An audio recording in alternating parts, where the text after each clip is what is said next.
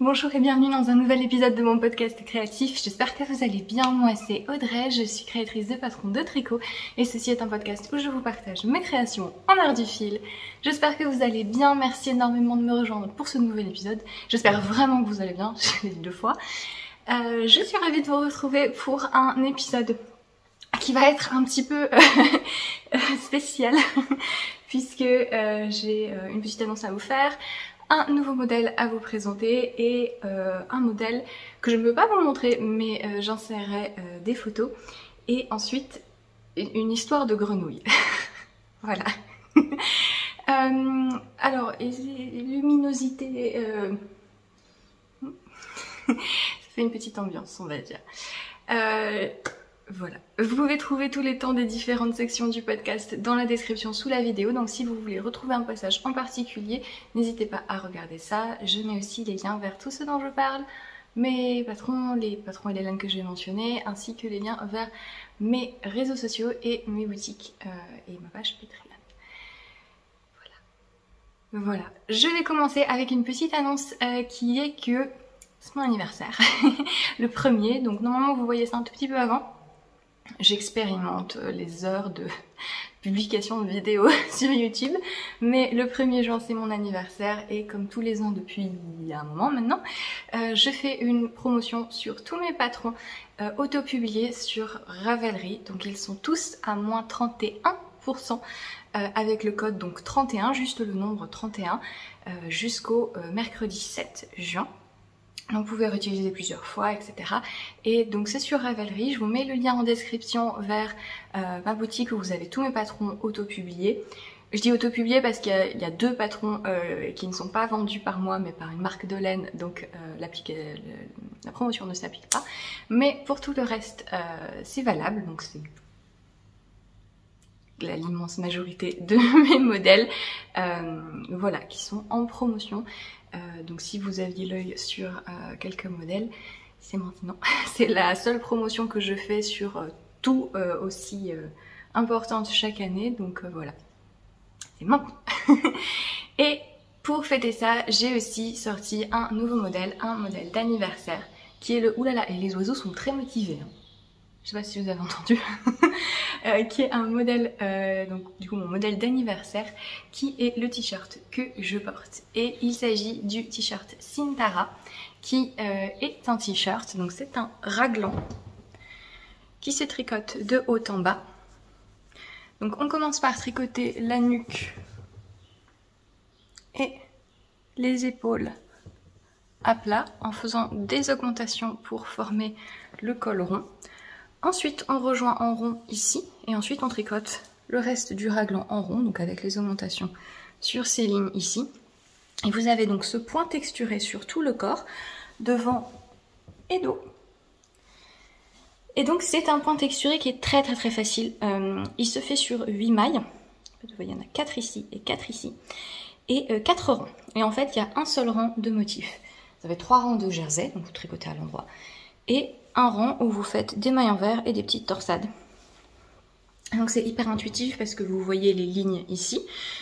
Le motif est expliqué sous forme de grille et sous forme écrite. Et voilà, c'est un bon modèle pour vous apprendre à faire suivre un motif tout seul. Parce que comme vous avez les colonnes qui se forment, en fait toutes les mailles envers sont toujours au même endroit. C'est hyper facile de se repérer. Et sur les augmentations du raglan et de l'encolure ici, vous devez maintenir le motif tout seul. Donc, si c'est quelque chose que vous n'avez jamais fait et qui vous fait un petit peu peur, souvent sur des pulls avec des motifs partout, voilà, au niveau de l'encolure, au niveau des épaules, on vous demande parfois de faire suivre le motif tout seul. Sur des gros motifs, notamment avec de la dentelle, etc., ça peut être un petit peu compliqué. Donc j'avais envie d'utiliser ce modèle un petit peu pour faire un modèle spécial débutant pour ça, puisque voilà, c'est hyper facile de se repérer et ça vous aide un petit peu à comprendre le concept de ce que ça veut dire de maintenir un motif. Tout simplement, quand vous augmentez une nouvelle maille, vous regardez où vous êtes, parce que quand vous êtes sur un rang motif, parce qu'encore une fois c'est que un rang sur 4, donc la majorité du temps vous n'avez rien à faire, vous tricotez juste en jersey, mais quand vous êtes sur un rang motif, vous avez une nouvelle maille et vous vous dites tiens, est-ce que c'est une maille envers ou est-ce que c'est une torsade? Bah, vous regardez en dessous ce que vous avez fait et sur les côtés où vous en êtes. Si vous avez déjà fait vos 4 mailles envers, eh bien, vous êtes sur la torsade et voilà, vous vous repérez facilement comme ça. Voilà, donc ensuite au niveau des emmanchures, on sépare les manches et le corps et on tricote le corps en rond. Alors le mien est très crop, hein, comme vous voyez, parce que j'aime bien porter sur des pantalons taille haute, des combinaisons, etc. Et qu'ayant les hanches assez marquées, ça me va mieux, je trouve. Et les manches, elles, sont en jersey, donc c'est des manches qui sont prévues très larges, souples. Et vous les reprenez, vous tricotez un petit peu et ensuite vous finissez par des côtes de 2, comme en bas. Et on relève à la fin les mailles pour le col, ce qui vous permet d'adapter un petit peu l'encolure. Si vous voulez une encolure plus dégagée que moi, vous relevez plus de mailles ou vous tricotez des côtes plus fines. Si vous voulez une encolure plus montante que moi, vous pouvez relever moins de mailles dans la limite du raisonnable. Voilà. Notamment ici sur le devant, il faut quand même faire attention à là où vous avez monté vos mailles, à remonter à minimum 2 sur 3 pour pas avoir un effet qui plisse comme ça, vous voyez. Mais vous avez quand même une petite marge de manœuvre, notamment sur le jersey aussi, ici où ça se voit moins, et dans le dos, si vous voulez faire une encolure plus montante. Voilà. Vous pouvez aussi faire un accord. J'ai une testeuse qui a fait un accord et du coup elle a une encolure bien dégagée, c'est super joli. En plus elle a utilisé un fil bien souple, bien brillant, donc c'est très sympa. Voilà, alors les manches évidemment vous pouvez les faire plus longues, en fait vous tricotez jusqu'à la longueur que vous voulez. Et donc soit vous faites des manches ballon, alors elles sont très très larges, hein, encore une fois, voilà, c'est fait exprès. Mais si vous les faites plus longues, je vous conseille de faire des diminutions, c'est marqué dans le patron. Si vous voulez des manches ballon, vous faites des diminutions juste avant votre poignet ici, des diminutions rapides. Soit vous commencez les diminutions à peu près à ce niveau-là de votre bras et vous diminuez régulièrement, tous les 2 cm environ, jusqu'à votre poignet. Mais voilà, vous pouvez tout à fait faire des manches plus longues si vous le souhaitez. Le corps plus long aussi, voilà. Que dire de plus? C'est tout sur le patron. Et je suis essoufflée, hein. C'est compliqué. Attends, parce que j'ai couru, je me suis installée, et puis je me suis rendu compte, ah, j'ai oublié ça. Donc je suis remontée à l'étage, je suis revenue, j'allais recommencer, je me suis dit, ah non, mais j'ai oublié ça aussi. Et puis voilà. C'est compliqué. En plus, je suis tombée dans les escaliers, enfin, tombée en haut des escaliers, donc ça va. Mais je pense que je vais avoir un joli bleu sur le genou. Maladroite. Tout va bien, vous inquiétez pas. C'est dire bleu là, mais...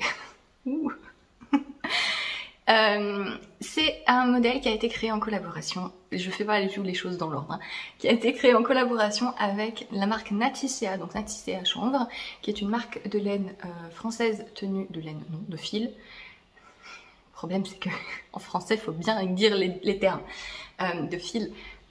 Français, donc elle a différentes matières, du lin, du coton et du chanvre. Le coton est pas forcément filé en France ou en Europe, ça dépend, mais le lin et le chanvre, elle essaie vraiment de relancer un petit peu la filière en France et c'est très très chouette. Et elle m'avait contacté il y a un moment pour voir si on pouvait faire une collaboration ensemble et j'étais très curieuse de tester ce mélange-ci notamment, donc j'ai accepté. Donc cette laine m'a été offerte pour le modèle. Il s'agit de sa base Damia. Donc le principe avec ce modèle, c'est que vous avez 2 options. L'échantillon est de 25 mailles sur 10 cm. Et vous pouvez faire soit en déca, donc avoir un modèle de mi-saison, plutôt printemps-automne, plutôt dense, soit faire de la fingering pour avoir un vrai t-shirt d'été plus fluide. Et donc ma version, c'est la première version, c'est la version en déca. J'ai donc utilisé sa base Damia, qui est un mélange de coton et de chanvre. Et ce qui est très intéressant avec le fait de prendre ce fil, qui est une déca bien épaisse quand même, hein, de le tricoter très serré, puisque 25 mailles c'est un échantillon de fingering, hein. Moi j'ai utilisé des aiguilles 3.5, mais en torsade j'ai un échantillon particulier. Donc il y a certains testeurs qui sont descendus jusqu'à 2,75 je crois, donc c'est serré, hein, voilà. Et l'avantage de faire ça avec les fibres végétales, c'est que vous voyez la définition que ça donne. C'est super, super joli.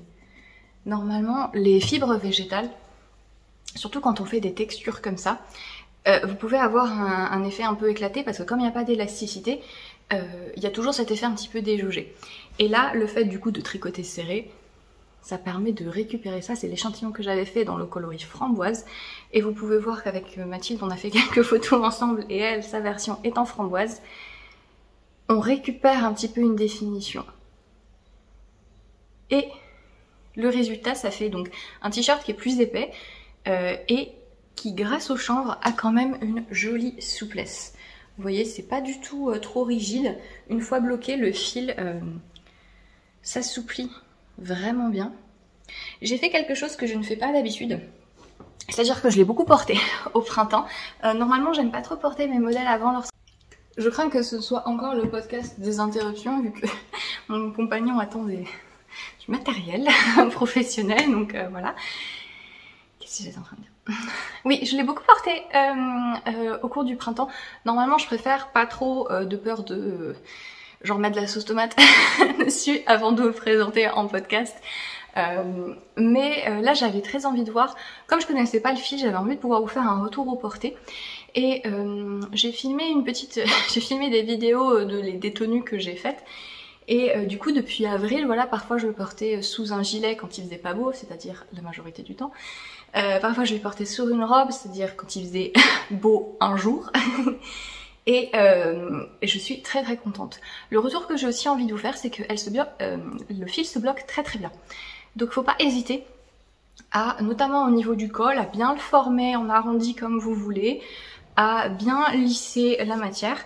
Le fil tient le blocage très très bien. Je l'ai lavé 2 fois depuis, enfin une fois après le premier lavage, et je suis vraiment très très contente du rendu. Voilà, donc ça c'est la version 1, DK pour un rendu dense. Si vous voulez un vrai t-shirt d'été, prenez de la fingering parce que à cet échantillon, c'est fait pour. Vous pouvez voir parmi mes testeurs pas mal de personnes qui l'ont fait en fingering avec des fils variés. Hein. Vous pouvez prendre il y a des gens qui l'ont fait dans des mérinos superwash classiques. Il y a des gens qui l'ont en biobalance, ça marche bien. J'ai vu un fil de coton plutôt sport de Lana Grossa. Oh, en coloris variés, c'est super joli. Le motif ressort très bien. Il y a 2 versions test qui sont variées, notamment une qui est un peu arc-en-ciel mais pastel. Et ça fait un effet un peu irisé, c'est très joli. Et voilà, et notamment chez Natistea, donc du coup, on peut vous proposer tout avec Natistea, c'est notamment l'Inae, il y a aussi la version Pernel, mais là je lui ai acheté récemment la Linae, qui est donc son lin, 95% lin, 5% coton, et qui là du coup se tricote un échantillon de fingering. Et Mathilde a fait des échantillons dans ce point et ça rend super bien, c'est super joli. Et c'est du coup la 2e version pour avoir quelque chose d'un petit peu plus souple, plus fluide, un vrai t-shirt pour l'été, et également qui sera un peu plus facile à tricoter. Les fibres végétales, surtout si vous n'avez pas l'habitude, et ou que vous savez que vous avez parfois des douleurs aux mains, que vous vous crispez facilement, en des cas si denses, évitez un peu ou prenez bien votre temps. Voilà, j'ai voulu en fait proposer ça pour les gens qui aiment pas trop avoir que des t-shirts très aériens en fait et qui veulent un tricot plus ferme. J'ai voulu un peu proposer cette alternative parce que j'ai vu pas mal de gens qui aimaient pas trop le fait que tous les modèles plus légers, disons de mi-saison ou d'été, pour les gens qui habitent dans des endroits froids, voilà, froid, c'est-à-dire au-dessus de Clermont-Ferrand, voilà, mais en montagne, etc. Voilà, je voulais un peu proposer quelque chose qui permettre d'utiliser de l'ADK et d'avoir un tissu qui soit pas trop ajouré, surtout en fibre végétale. Mais si vous débutez avec ce genre de fibre et que vous savez que vous n'êtes pas trop à l'aise, notamment que c'est des torsades, privilégiez plutôt des fils qui vont avoir de l'élasticité. Soit parce qu'ils vont être faits sous forme de chaînettes, vous savez, les fils chaînettes ou high cord, ou éventuellement des fibres qui sont un petit peu plus souples de base, comme le tencel, le bambou, etc. Mais le tricoter en DK, ça prend du temps, donc si vous préférez quelque chose qui aille un petit peu plus souplement, c'est le cas de le dire, faites-le en lin. Et l'expérience de tricot sera un petit peu plus en fingering, et l'expérience de tricot sera un petit peu plus facile si vous n'avez pas la patience. Voilà. Matissea, ce que j'aime bien, c'est qu'elle a des coloris. Voilà. J'en ai souvent parlé que parfois les fils d'été étaient très pastels. Et j'aime bien, mais des fois j'aime bien aussi avoir de la couleur. Et elle a notamment sorti des nouveaux coloris cette année, et ça c'est le coloris aubergine. Voilà. Qui est très très sympa. Voilà un peu pour les deux versions, j'espère que je vous ai pas trop embrouillé, mais voilà, n'hésitez pas à voir les versions test pour avoir vraiment tout le panel. DK pour un modèle d'un tricot printemps, automne, fin de l'été, en sachant que le damier notamment s'y prête très très bien parce que vous récupérez une jolie souplesse au porté une fois bloqué. Et fingering pour un t-shirt d'été qui sera une meilleure introduction je pense aux fibres végétales si vous n'en avez pas l'habitude. Voilà, donc le modèle est disponible sur Ravelry, il fait partie de la promotion d'anniversaire, donc il est à moins 31% jusqu'au mercredi 7, jusqu'à mercredi. Et vous le trouvez également sous forme de kit chez Natissea. Donc si vous avez envie de tester leurs fils ou si vous les connaissez déjà et que vous les aimez beaucoup, vous pouvez avoir les kits et le patron est inclus dans le kit. Sachant que donc vous avez tout, en fait, vous avez la version DK et vous avez la version fingering, donc vous pouvez choisir parmi tous leurs fils en fonction de ce que vous préférez faire. Voilà pour Sintara, pour mon modèle d'anniversaire. Et je vais passer à un autre modèle qui est publié dans le numéro de cet été du magazine Pom Pom.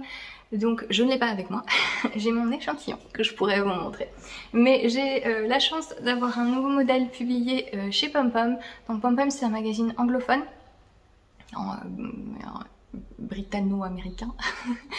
Et donc pour leur numéro d'été, j'ai publié le modèle Pine Berry, donc qui est un, je vais vous mettre plein de photos là, donc qui est un haut cache-cœur qui se tricote du haut en bas. En fait, vous commencez par le haut du dos, vous tricotez le haut du dos tout droit et vous faites des diminutions dans le bas du dos jusqu'à la taille pour cintrer le modèle et avoir un angle dans le creux du dos. Voilà, pas dans le creux du dos mais vers le creux du dos. Ensuite on reprend les mailles au niveau des épaules et on va tricoter les devants en faisant les augmentations sur le col pour avoir l'effet enveloppant cache-cœur.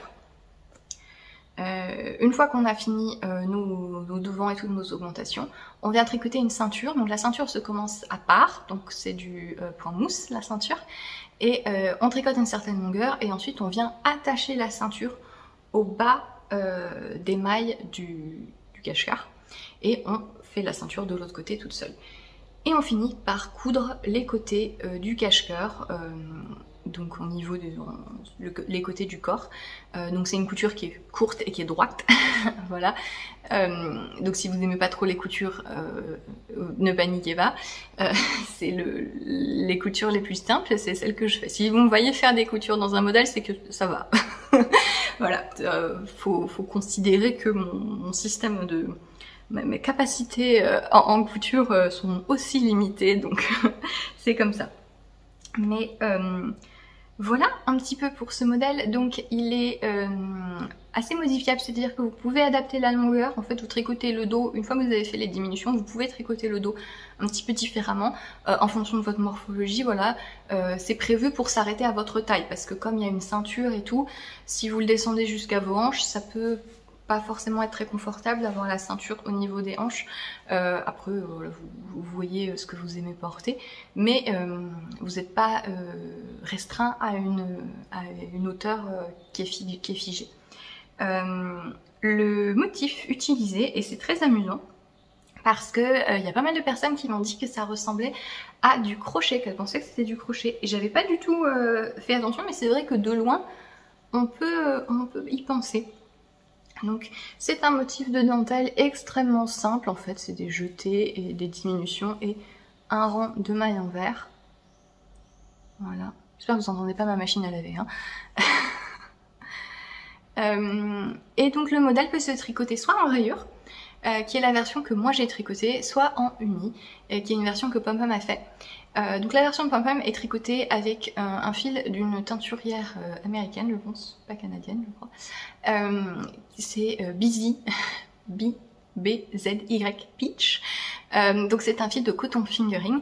Et moi j'ai utilisé, l'équipe de Pom Pom a choisi la Candide de Dererum Natura. Et j'étais très contente parce que le fil, au moment où j'ai préparé, était sorti il n'y a pas trop longtemps.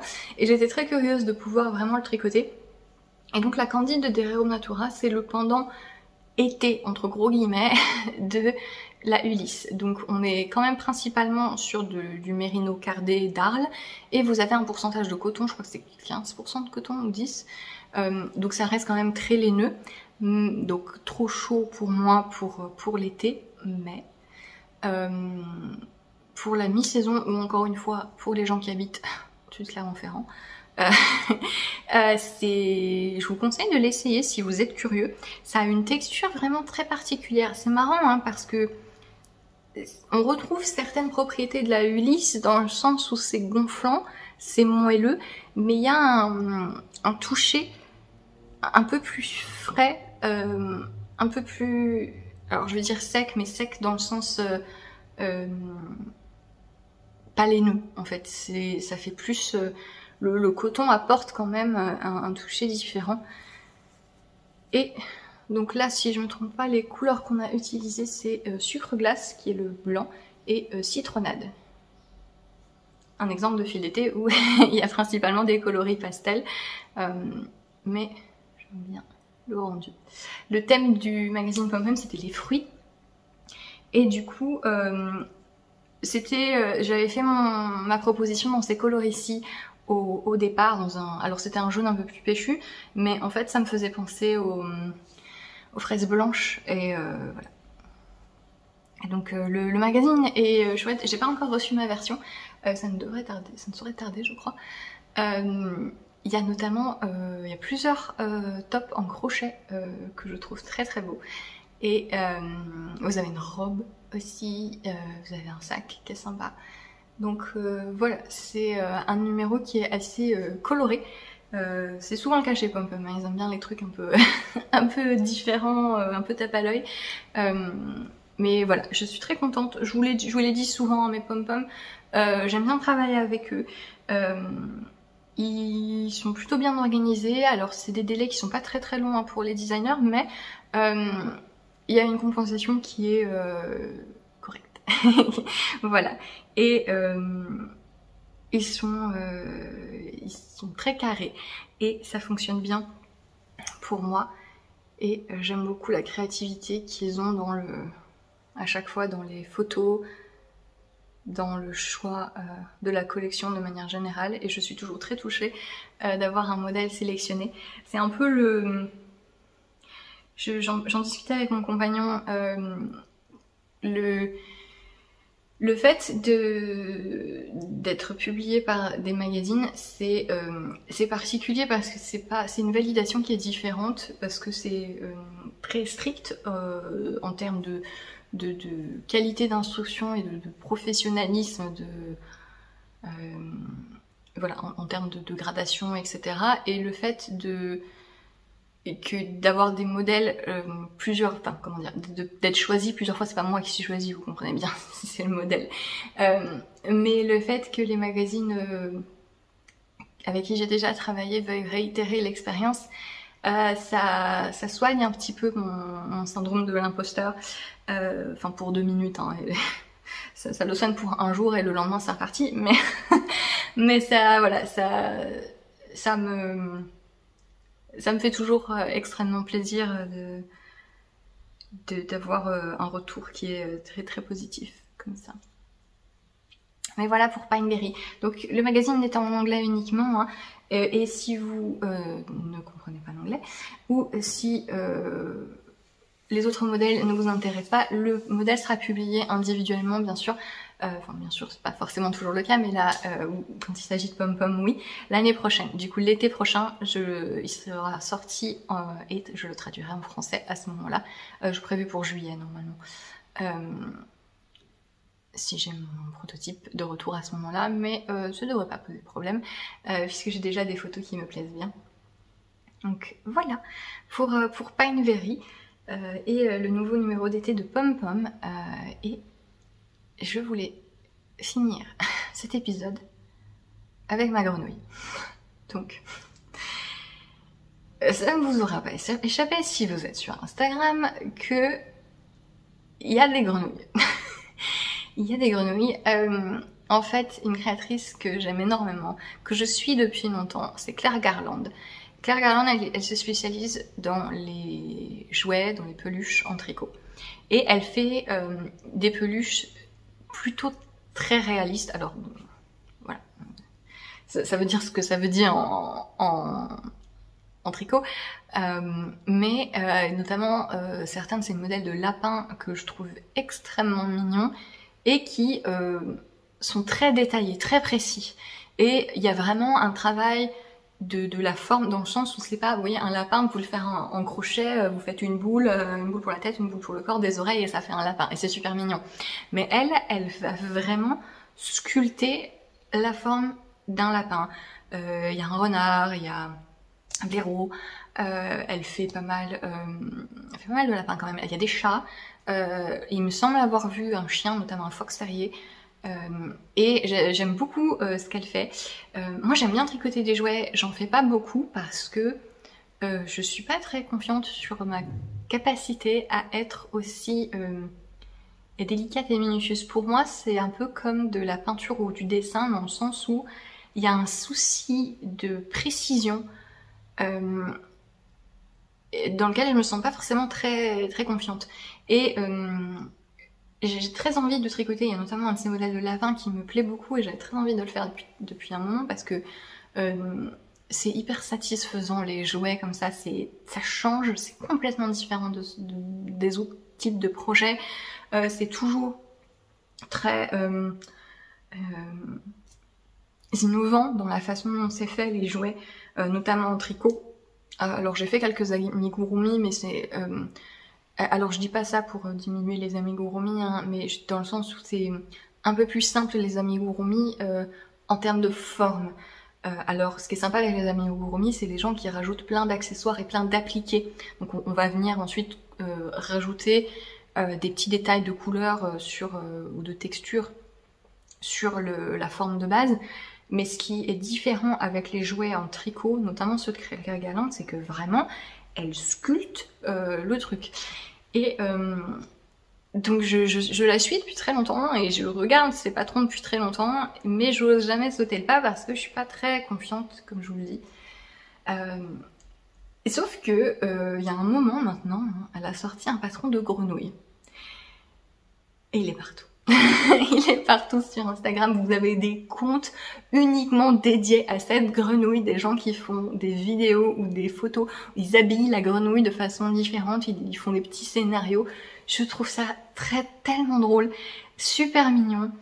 Je pense que vous connaissez les comptes, mais sinon je vous mettrai les liens en description. Il y en a deux notamment auxquels je pense. Un c'est He-Knit qui fait surtout des photos parce qu'il habille ses grenouilles de différentes façons. Et l'autre c'est India Rose Crawford, je crois, quelque chose comme ça, qui fait pas mal de réels, notamment c'est elle qui fait tous les réels où la grenouille prend son bain, voilà, c'est très drôle, ça me fait beaucoup rire. Et donc ça fait un moment que je vois cette grenouille, qu'à chaque fois que je vois la grenouille, j'envoie la photo de la grenouille à mon compagnon et à ma mère en disant il y a la grenouille. J'aime beaucoup les grenouilles, hein. J'aime beaucoup les batraciens, les reptiles, tout ça de manière générale, mais les grenouilles particulièrement, ça, voilà. J'aime bien. Et j'ai fini par que c'était évident qu'il faut... Voilà, je pouvais pas faire autrement. À un moment, je me suis dit, bon, là, ça suffit. Ça fait des mois que je pense à cette grenouille. Faut que je me rende à l'évidence. Faut que je fasse la grenouille. C'est pas possible. Faut que ça sorte parce que ça virait à l'obsession. Et je pense que ce qui voilà, m'a fait me lancer, c'est que c'est plus petit. Il y a moins de... Voilà, il n'y a pas des oreilles, il n'y a pas un museau, il n'y a pas une queue, il n'y a pas machin. Donc je me suis dit, bon, je vais essayer de faire la grenouille. Et je vais voir si je m'en sors. Et donc... Alors, la grenouille n'a pas de membres. Pour l'instant, j'ai un corps de grenouille. Ok, donc calmez-vous. Mais... c'est trop mignon. Regardez, parce qu'il y a ces petites fesses et tout qui sont formées avec des ronds. C'est hyper... C'est ça que je vous dis, c'est vraiment sculpté.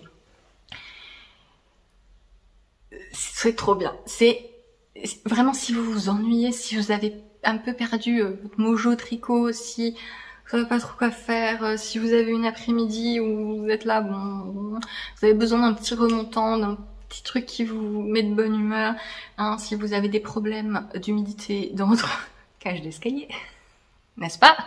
Je dis ça tout à fait au hasard. Et que ça vous saoule, faites une grenouille, parce que c'est un remonte moral exceptionnel. Alors, je suis très contente, je dois le dire, je suis assez fière de moi. Alors, on verra quand je devrais mettre les pattes. Hein. Je repousse un peu le truc. Hein. Il faudrait que je la reforme un petit peu. Voilà. Donc, le patron est très... Alors déjà, le nom du fichier du patron, c'est donc en anglais frog, c'est pas juste frog, c'est frog, parce que c'est en majuscule. Donc voilà, donc dans ma tête, voilà, c'est pas juste patron de grenouille, c'est patron de grenouille. Voilà, hyper excité, voilà, parce que c'est vraiment écrit en majuscule. Et donc, oui, je vous expliquerai ce qui se passait là. Et donc, le patron est très sympa, vous avez des photos, pas. Vous avez aussi une vidéo, donc c'est une vidéo TikTok qui est liée sur YouTube. Donc ça fait un peu mal aux yeux parce que c'est une vidéo en format vertical avec les bandes là comme ça, c'est pas... Voilà. Mais c'est vraiment toutes les étapes.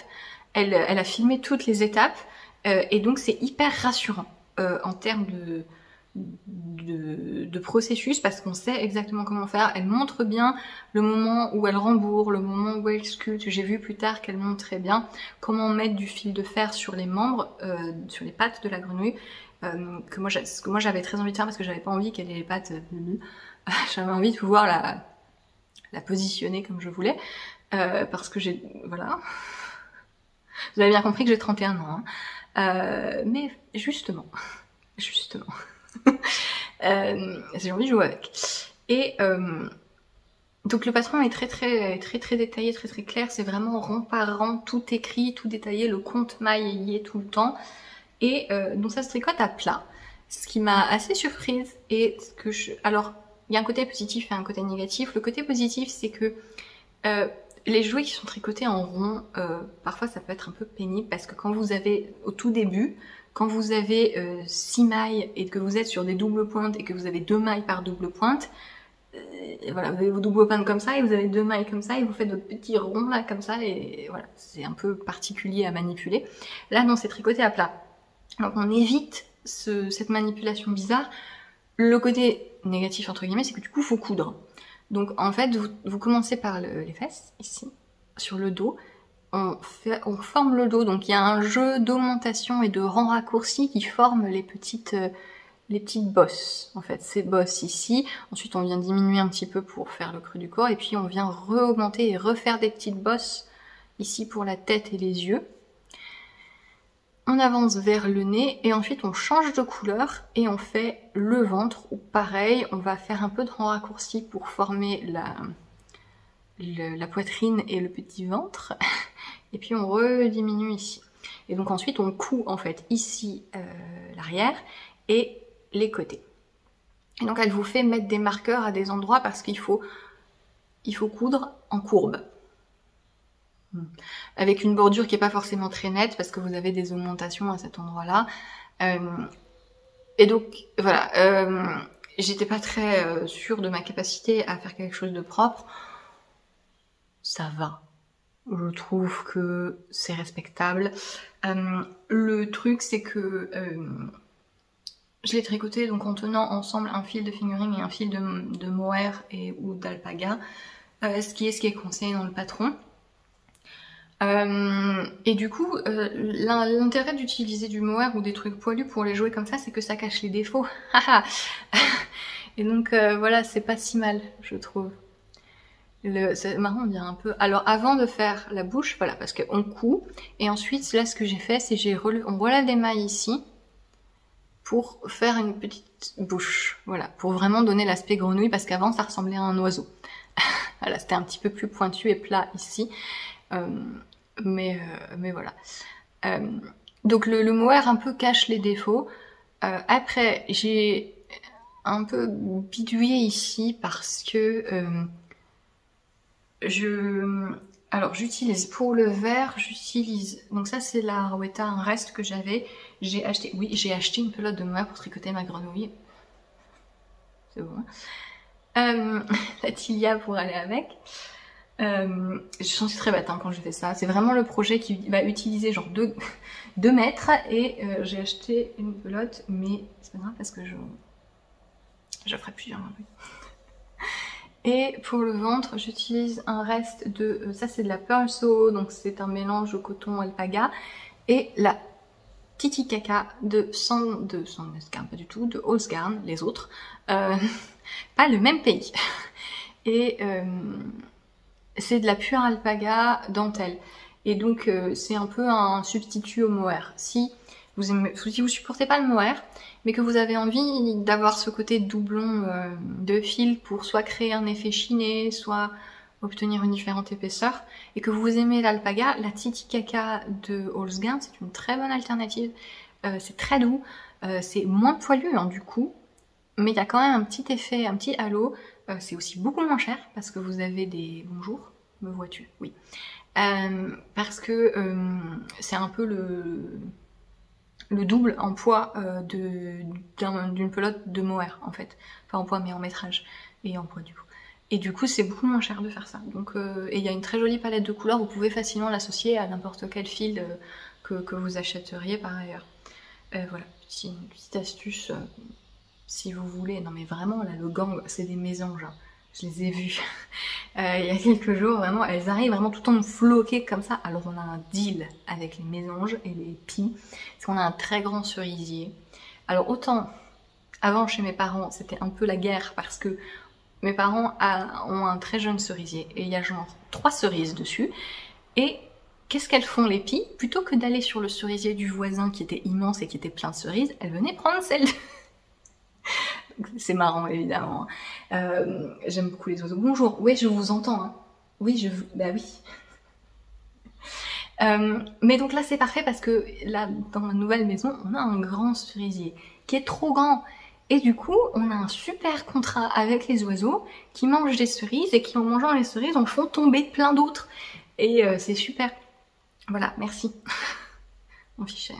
De toute façon, c'est le podcast...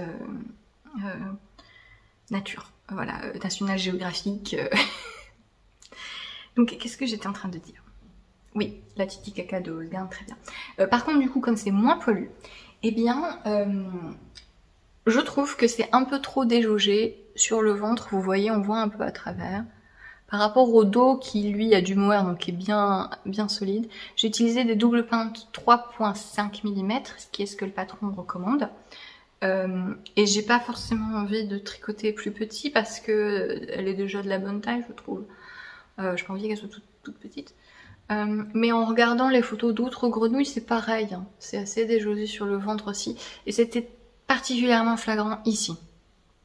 Et du coup, j'ai repris un peu du fil et j'ai essayé de repasser ici pour combler les trous. C'est moche.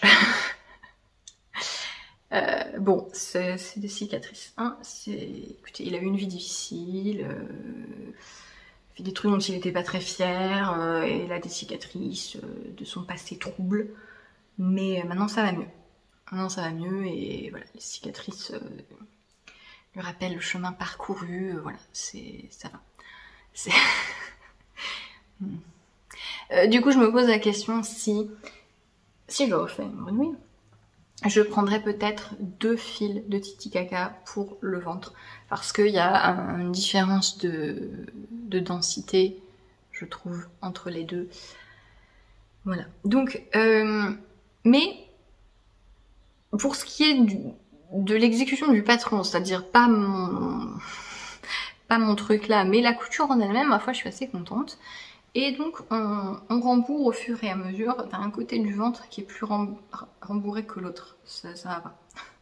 On rembourre au fur et à mesure et on peut un peu pousser le rembourrage pour vraiment former les fesses et les yeux. On met les yeux... donc j'ai acheté des yeux de sécurité il y a longtemps. Et donc on met les yeux et on les clipse... comme ça, alors faites pas comme moi, mettez les yeux avant de quasiment fermer la couture, parce que j'ai mis les yeux quand j'avais juste ça d'ouvert, et du coup pour clipser celui qui était du côté ouvert c'était bien, mais pour clipser l'autre, parce qu'en fait la couture on fait comme ça, voilà. Pour clipser celui qui était du côté opposé c'était un petit peu pénible. Mais voilà, alors au début c'était très drôle parce que j'ai mis les yeux vraiment comme ça là, devant, donc ça faisait vraiment... mais je trouve que là maintenant ils sont plutôt bien, non? Alors il est un peu penché peut-être, mais voilà. Et donc maintenant je vais faire les pattes un jour. Donc on peut faire avec du fil de fer comme montré dans la vidéo. Et j'ai du fil métallique, mais il est un peu trop rigide je pense. Je ne sais pas. Faut que je vois si j'arrive à le manipuler comme je veux. Mais donc en fait on va planter les bras comme ça là et les pattes comme ça, et en fait on fait un I-cord autour et à la fin on finit par les pattes, les orteils, je sais pas comment on dit. Mais donc voilà, la grenouille. Je l'aime beaucoup, c'était très drôle à faire, j'ai hâte de lui faire ses pattes, même si j'appréhende un peu le fait de gérer le fil de fer, parce qu'il est un peu, comme je vous dis, il est un peu rigide celui que j'ai. Et je sais pas trop, j'ai pas trop compris dans la vidéo, on voit pas très bien comment est-ce qu'on cache la fin du fil. Parce qu'en fait on fait l'I-cord et après les pattes, si j'ai bien compris, sont tricotées à plat, enfin les orteils sont tricotés à plat. Et il faut cacher le fil en rentrant. Il faut cacher le fil de fer en rentrant son fil de laine. Donc, oui, ça va être petit détail. Mais voilà pour le corps de cette grenouille. C'est très drôle. Voilà, ça m'amuse beaucoup. Mais vraiment, c'est très sympa à faire. Le plus difficile, c'est de ne pas s'arrêter toutes les 2 secondes pour être gaga sur, sur à quel point c'est mignon. Mais voilà pour tout ce que je voulais vous montrer en projet tricot. J'ai pas mal avancé sur des projets que je vous avais montrés dans les podcasts précédents, mais qui sont pas tout à fait finis, donc je vous les montrerai plus tard.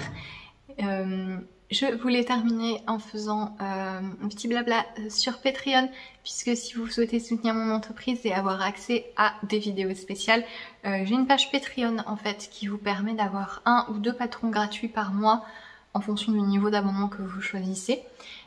Et vous avez aussi une vidéo par mois sur différents thèmes. Et pour le mois de juin, la vidéo que je vais publier, ce sera un vlog sur toute la création du modèle Telesto, donc qui est un t-shirt et un pull avec un motif de dentelle sur les manches et les épaules, que j'ai publié début mai. J'ai fait un vlog du début jusqu'à la fin, y compris sur la sortie du patron. Donc je vous parle un petit peu de ça, des coulisses des patrons, je vous donne un petit peu les chiffres, etc. Sur comment le patron s'est vendu, sur comment les patrons se vendent de manière générale aussi. Pas spécialement mes patrons, mais ce qu'on constate notamment en discutant avec d'autres designers, c'est à peu près tous. Il y a des schémas très clairs. Il y a quelques exceptions, mais voilà, c'est...